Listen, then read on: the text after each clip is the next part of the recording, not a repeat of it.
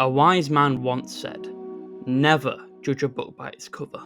Clearly that fucking never saw Super Buster move. Video game box art is kind of crazy because when you think about it, an artist has got to find a way to encapsulate a 60+ hour game into a singular image. But you'll probably notice that about a decade ago, box art has really changed. It went from beautiful pieces of artwork that could be stored next to the Mona Lisa, but now the standard is just a dude standing there or holding the fucking gun.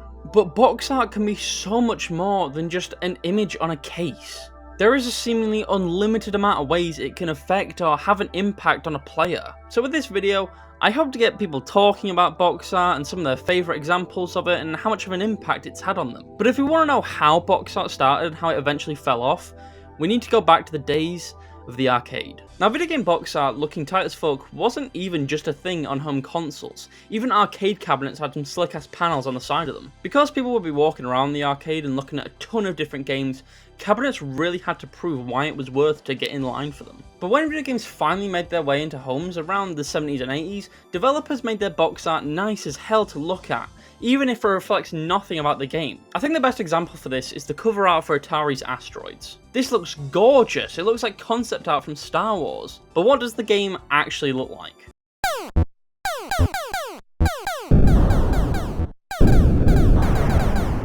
This would continue to happen for the coming years because, again, no one would have bought it if they were being honest. But artwork also had like another feature that it would explain what the fuck a game is about. But not all box art was like this. Some games actually didn't lie and still had great looking box art. Most of them were really expressive and colourful to catch your attention and make you want to play it, and I think this is my favourite type of box art. Games like Doom, Mario Bros 3, Super Metroid, Secret of Mana, Donkey Kong Country, they all have beautiful, enticing pieces of artwork on them, but at the same time, they were honest about what the games are about. As time went on, video game box art was still really good, but instead of some baller-ass 2D drawings, we began to see a lot more 3D models on box art. And soon after this, we saw more games with the main character just holding the gun. But while everyone dogpiles on this type of box art, some can be quite good. Like both Red Dead Redemption games have their protagonists just holding guns, but they're really stylized and they just look really cool and they're amazing to just look at. And even games like Halo 4 and Modern Warfare 2 just have some amazing box art that just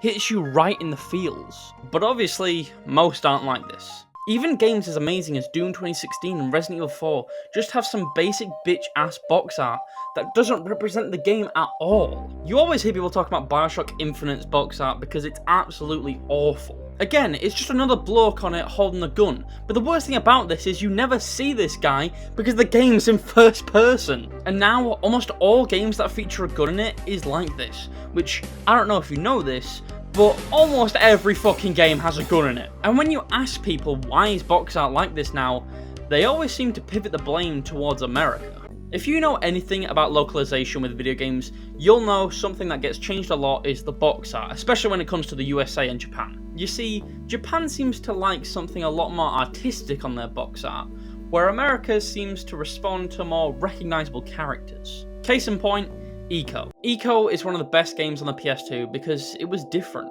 It was quiet, it was atmospheric, and it was doing something different that not many other adventure games were doing at the time. And to represent this, they made this fucking beautiful piece of artwork that represents it. But then when America had to make it, this is what they did. A fucking constipated kid holding a piece of wood with a ghost and windmill in the background. This does not make me want to play the fucking game. And this isn't the only time they've done this. Take the first Mega Man. Japan and Europe both got pretty good box art, with Japan's being really colourful and cartoony, and Europe's is a lot more cinematic and epic. But America got this. What is that? What the fuck is that? This fucking dumb-ass, gremlin-looking motherfucker. It's one of the worst pieces of box art I've ever seen in my life. And this keeps happening over and over and over and over again. They also like to change what the characters look like on the cover, because apparently Americans won't buy a Kirby game unless he's having a bad day, or won't buy Sonic unless he's ugly as fuck. They've even begun changing box art on remasters of games that already had amazing box art, like Dead Space. Dead Space used this very eerie shot of a severed hand floating through space, which if you played the game, this makes a lot of sense. But when they were remastering it, they just changed it to the main character holding a gun.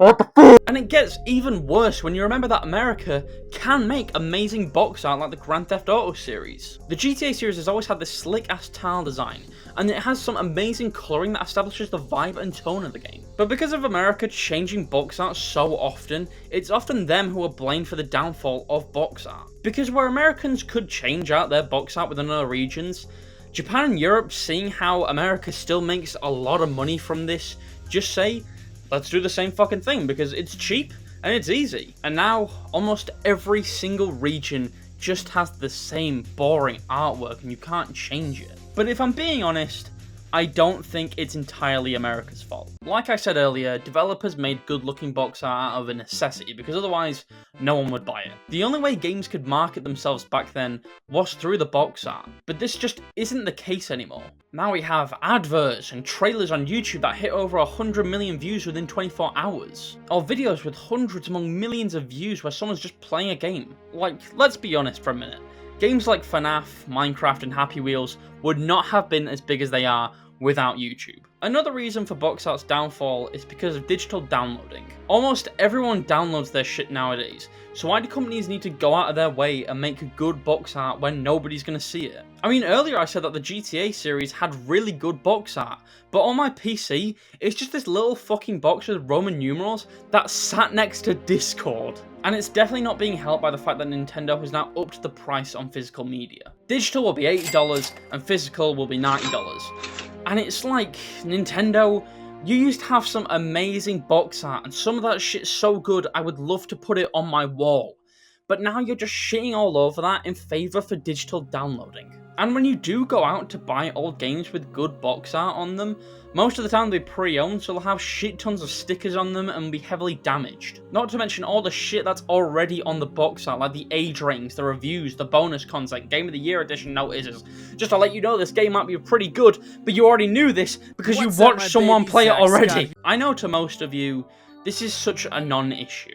Because like I said earlier, most people just download their games, so why does it matter? Well, I think I care about it so much because box art can be so creative and it can make some beautiful pieces of artwork. I don't know if this is my favourite, but it's definitely up there, and it's Metal Gear Solid 4.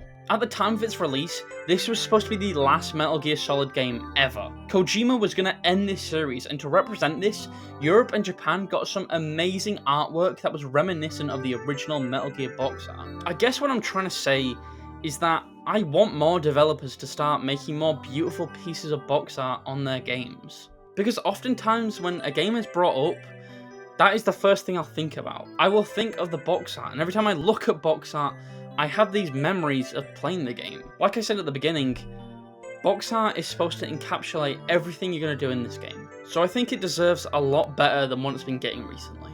Thank you so much for watching this video, and let me know some of your favourite examples of video game box art.